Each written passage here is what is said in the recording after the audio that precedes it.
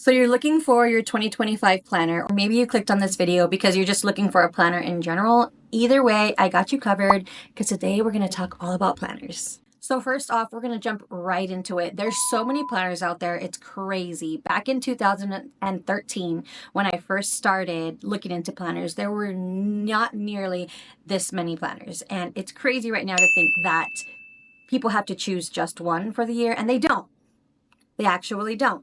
But a lot of times you're choosing just one for the moment, or you're choosing multiple, and either way, you need help finding them. So today we're actually going to talk about all of the different types of planners and the pros and cons of those. I'm also going to talk a little bit about how to choose your planner, like my formula for choosing my planners. And then in part two, we're going to talk about some of the DMs that I got when I asked on Instagram for you guys to DM me and let me know what planner you are using for 2025 and why. And with that, we're going to go into some of the actual brands of the planners and talk about the pros and cons based on what you guys said. So that'll be in part two, and I will link it as soon as it's ready. However, let's just jump right into the types of planners that are available. I'm going to start off with my tried and true, which is Ringbound planners. Now, this has been my tried and true for, I don't know, since I began. And it'll always be my tried and true. I'm trying something different this year, but I do want to talk about the pros and cons of a ring size planner. Now, of course, with the ring planner, you get the binder. You have to figure out what type of binder you want. Now, there's different types of binders from the the most affordable kind. And then, of course, there's your high-end brands like Louis Vuitton if you want to go up that high. But essentially what you're getting with a ring-bound planner is you're getting the 3-ring system, loose leaf inserts that are either pre-punched or punched by you. You can buy the inserts already made, or you can print them out again and punch them. It's totally up to you and your preference. However, what I love about a ring size binder, or about a ring binder, what I've always loved is, especially back when you first started, it was just the ability to make your own tabs and decide what you wanted in here. I mean, the sky was the limit. It could be inspiration, it could be appointments, it could be creativity, whatever you wanted this to be, your calendar, your notes, your lists, could be anything. And that was a really cool part. And that still is a really cool part about a ring bound system. And just the binders are so amazing, especially if you get a leather one. There's some great companies out there that have some really awesome binders, and so all of that is just such a great reason. It's so customizable. You can do so much with it, whatever you want. Now, on the cons list is, it might be too customizable for a beginner or for somebody who doesn't want to take the time to customize their planner. Like, they don't want to have to think about what they need in their planner. They just kind of want to plan their days or plan their months, and they don't really need all of the extra stuff that's in there. And so therefore it could become a little bit overwhelming, right? On top of that, some other cons include that these can be quite expensive depending on the kind you want. So if you want something like this, you're looking into the hundreds. But if you want to start with something that's a little bit more affordable, you're looking like in the 50s. And I, of course, have other cheaper kind as well, or I should say more affordable kind, like plastic covers and things like that, that are going to run you a little bit cheaper. However, it's not going to be the binder itself. And so I do love this. I'm not using this year. I'll always love this. I'm not getting rid of this or my ochre Malden, but it's a great pick for a planner. So the next type of planner I want to talk about are your disc-bound planners. And now this is kind of a hybrid between a spiral and a ring bound, because you have your discs here, which are really nice. But the cool thing about this is that it reminds me of a spiral planner a little bit, right? Because it's just has kind of like this cover to it. However, you can take things in and out. So that's what reminds me of a ring bound planner, because as you can see here, you can really just pop things in and out of this planner just like that. And so this is a really nice kind of option. Now, there are people that combine the two. So they'll get a cover that doesn't have rings in it, and they'll get one of these and they'll stick them in there. And so you have the best of both worlds, kind of, which is really, really nice. And a lot of times people just like the visualization of a disc bound. You can change this. There's so many things you can do. It's very customizable as well. Now with this, I did this kind of a la carte because I bought the cover that I wanted. I bought the disc separate. I bought all of the inserts separate inside. So it was very much a la carte. Like whatever I wanted to add to this, I did, and I made it up myself. Now there's a lot of planners out there, brands that already come made similar to a spiral bound planner, and then you can just like customize it yourself. I used to Franken-plan a lot, and if you don't know what that means, think of Frankenstein. I would just add in whatever I wanted.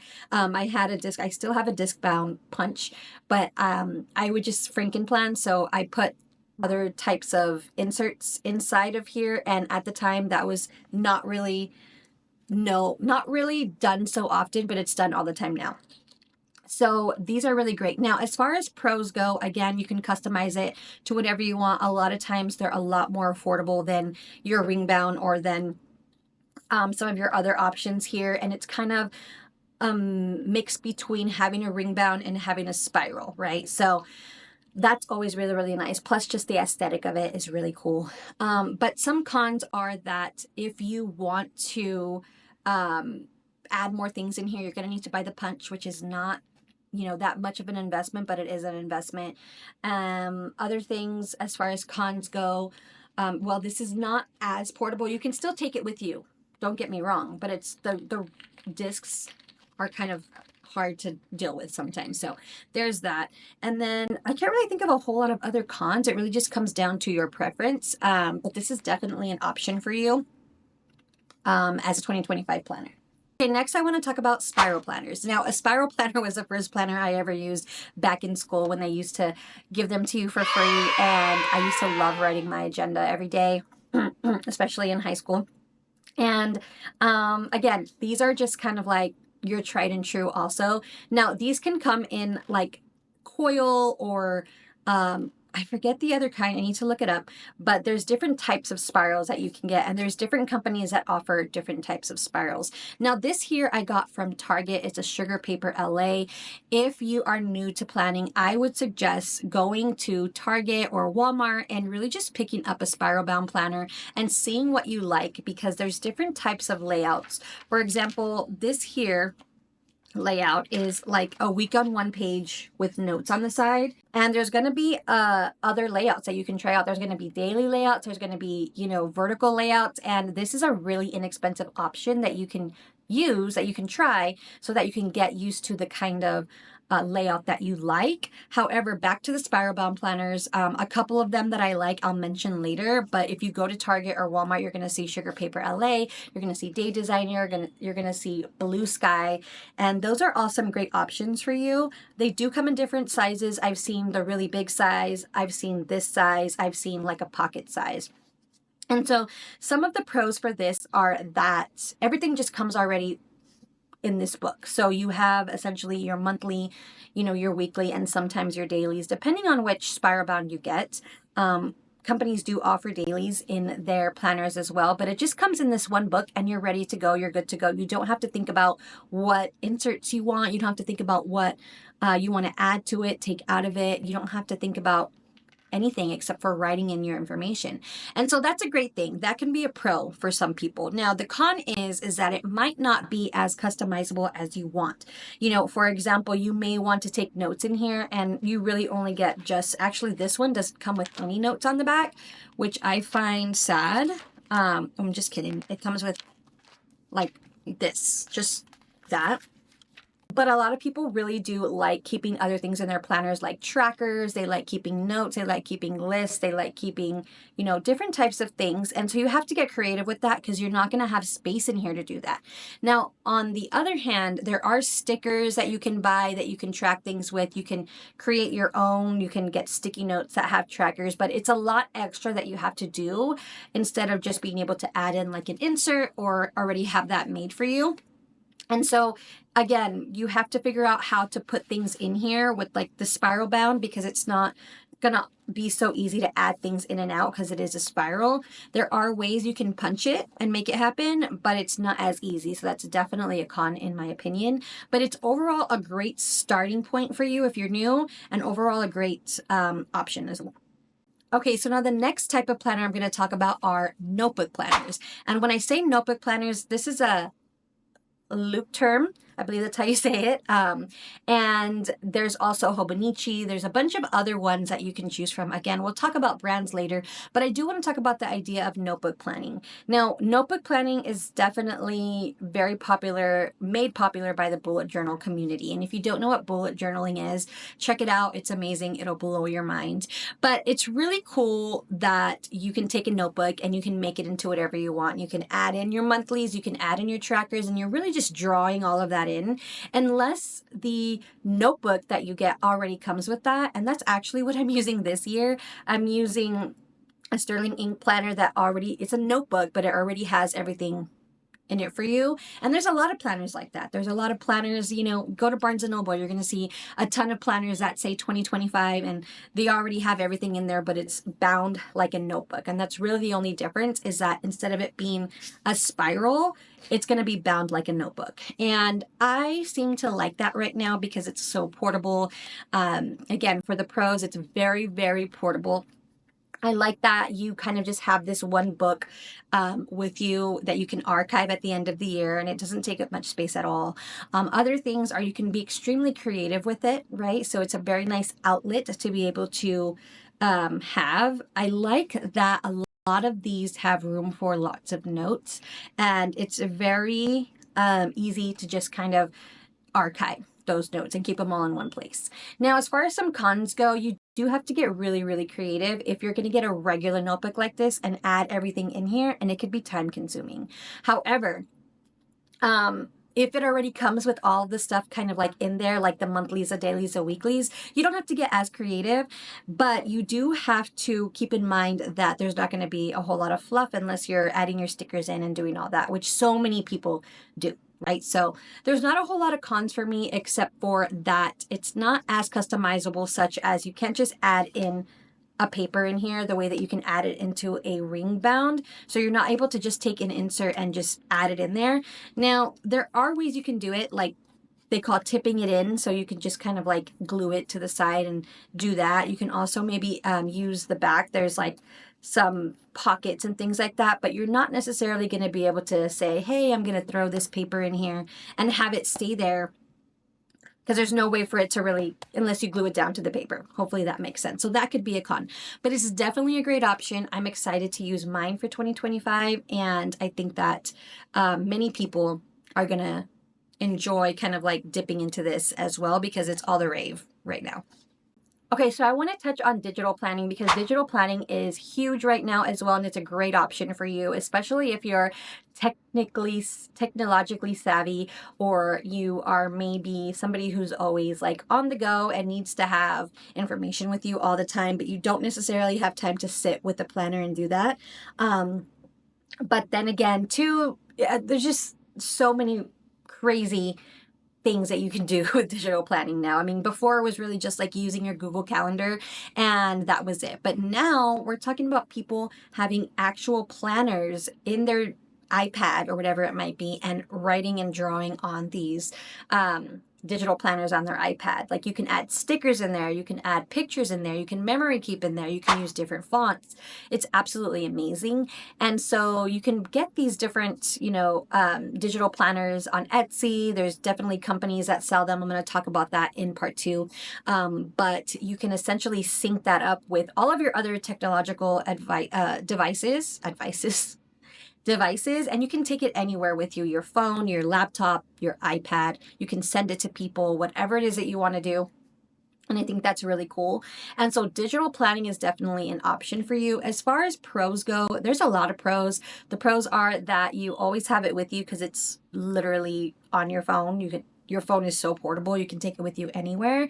Other pros include being able to sync everything, right? So these are all great things. However, there are some big time cons for me personally, and that is that I like the feel of paper. I like the feel of pen. I like being able to physically write things down, which you can still do on the iPad, but it's just a little bit different. It's more like on a screen and things like that.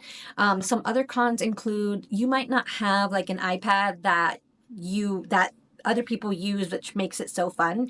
And so the iPads can be a little bit expensive. And so if you don't want to invest in that, you might just be using your phone or your computer, which kind of takes the fun away from the actual writing in the planner. Other cons include like devices die. Sometimes you lose things, you know, technically they just disappear. And, you know, you can also, there's a learning curve. So the learning curve can be frustrating for some people, but overall, it's a great option if you want to give it a try. And I think that if you dive into that world, you may find that you like digital planning. Okay, so now that we've talked about all the types of planners, I want to go ahead and talk about how to choose your planner because, yeah, you've heard everything I've said, but how do you go about choosing it? And I do have a few steps that you can take to do this. Now, step number one is you're going to need to decide what you actually want to plan. Are you planning, you know, your appointments? Are you planning to do some memory keeping, some journaling? Are you planning for it to be a creative space or purely functional? Now, once you decide that, you'll be able to kind of steer towards the type of planner you want. For example, if you want to be able to actually like cut out pictures and put pictures in your planner as a memory keeping as well as productivity, you're probably not going to want to steer towards a digital planner unless, you know, you want to do it digitally, but cutting out the pictures and pasting them and all of that is not going to be possible on a digital planner. So you have to kind of decide what you want to plan. You're going to want to figure out like how busy you are, how busy your lifestyle is, because if you are very, very busy, you might not want to get the smallest planner known to man because you're not going to be able to fit everything in there.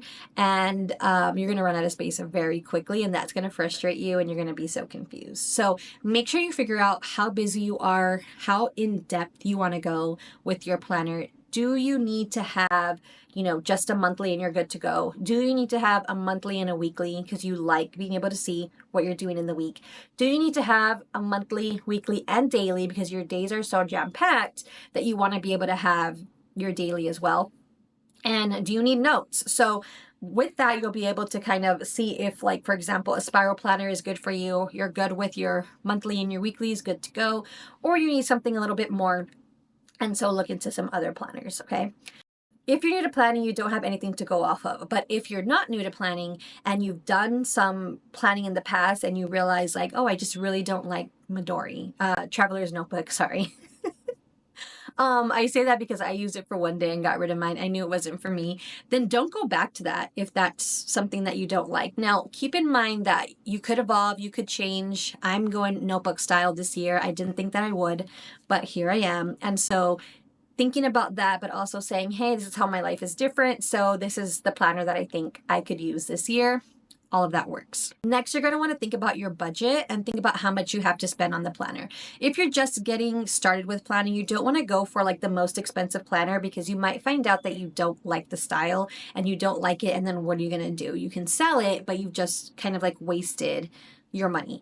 And so you want to think about your budget, and you want to think about also how new you are to planning and how much of an investment you want to make. If you know you're going to use that planner for the whole year and that's your goal, you think you know you want to do that, you can invest a little bit more into an expensive planner because you know it's going to last you the whole year. If you're somebody who actually likes to change up planners a lot and you're like, I don't know 100%, then don't splurge on the most expensive planner because you could end up just leaving a whole year unused, right? So think about your budget and think about how much you are actually willing to spend on the planner depending on what you're doing for the year. Now, the next thing I want you to do is try things out. If you are thinking about spending $50 on, let's say, like the newest bullet journal style planner, but you've never used a bullet journal style planner, then get like a $15 or $20, $15, I should say, 20 might be a little too much, notebook, and just see how you like carrying that around, using that. If there's some planner companies that have like freebies that you can just download and practice using the inserts and see if you like that, do that. That is definitely, you know, a possibility because I used to do that all the time with Date Designer. When I was Franken planning, I would print out their inserts and I would put it in my disc planner and I was good to go. There's a ton of planner companies out there that you could just try out their inserts and see if you like them before you splurge on the planner. So decide the kind of layout that you want, right? So decide, do you want to use horizontal? And that's like a horizontal layout. Do you want to use a vertical layout? Do you like timestamps on your layout. Like all of this is important before you go and choose a planner, because that's going to matter, you know, later on. If you just go and choose any, then it's going to be really difficult when you find out that you don't like that and you have to switch over to a whole new like layout and format. And last but not least, don't be afraid to have fun with it. Honestly, planning can be fun and also helpful at the same time. And so if you have a bunch of planners, great. There's a whole bunch of people that responded that have tons of different planners. And I do want to kind of make a distinction. I think we kind of group planners into one big like blob, which I love. I think that let's think about just about what we're planning in a sense of our day-to-day routines, our monthly, and think about that, because other things are planning, but they're also considered to be like memory keeping and journaling and different modes of, I guess, planning in our world. And so you could be using something completely separate for memory keeping, something completely separate for journaling, or separate for, you know, your work notes, whatever it might be. And those might be all different types of things you're using to kind of make a bigger picture. But also I want you to focus in on, what are you going to plan with? How are you going to remember your dates, your appointments? How are you going to remember what to do the next day? Brain dump and all of that. And then kind of move outwards into like those other forms, or think about how you're going to combine them. So you might be somebody who's like, well, I want to combine what I'm doing for the day along with some memory keeping as well. And that's a great way to kind of like mend the two together. Or you're somebody that's like, I want that completely separate. So you have to decide that, but also have so much fun with it. There's so many different types of planners out there.